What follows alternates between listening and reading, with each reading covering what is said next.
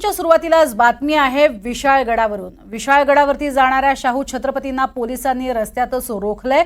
शाहू छत्रपती आणि सतेज पाटील यांची पोलिसांसोबत शाब्दिक वादावादी सुद्धा झाली आहे। प्रमुख 15 लोकांना तरी किल्ल्यावरती जाण्यास परवानगी द्यावी अशी मागणी सतेज पाटील यांनी यावेळी केली। मात्र सतेज पाटील यांच्या मागणीकडे पोलिसांनी पूर्णपणे दुर्लक्ष केलं। पोलिसांनी विशाळगडाकडे जाणारा मार्गच पूर्णपणे बंद केलाय। तर आता विशाळगडावरती कोणालाही जाण्यास बंदी करण्यात आलेली आहे। तर आज पूर्ण तयारीनिशी इथे शाहू छत्रपती हे पोहोचले होते आणि त्यांच्याबरोबर स्वतः सतेज पाटील देखील होते। मात्र खासदार आमदार या ठिकाणी येऊनही पोलिसांनी त्यांना वरती सोडलेलं नाही। इथे पोलिसांसोबत त्यांची शाब्दिक चकमकही झाली। तर विशाळगडाकडे जाणारा हा सगळा रस्ताच पोलिसांनी पूर्णपणे रोखून धरलेला आहे।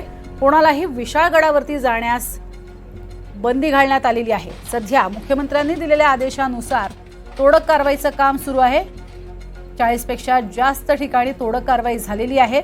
या ठिकाणी असणारं जे अनधिकृत बांधकाम आहे ते तोडलं जातंय। मात्र जी न्यायप्रविष्ठ प्रकरणं आहेत त्यांना मात्र हात सध्या तरी लावला जाणार नाहीये।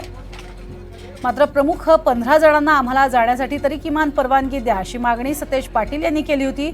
मात्र यावरती सुद्धा पोलिसांनी त्यांना नकार दिलाय। विशाळगडाकडे जाण्यासाठीचा हा मार्ग आहे आणि त्या मार्गावरती पोलिसांचा हा तगडा बंदोबस्त पाहायला मिळतोय।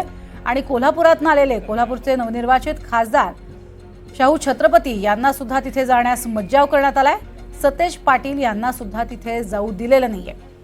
यापूर्वी सुद्धा आपण बघितलेलं होतं ज्यावेळेला संभाजीराजे छत्रपती इथे पोहोचले होते त्यांना सुद्धा इथे वरती जाण्यास मज्जाव करण्यात आलेला होता।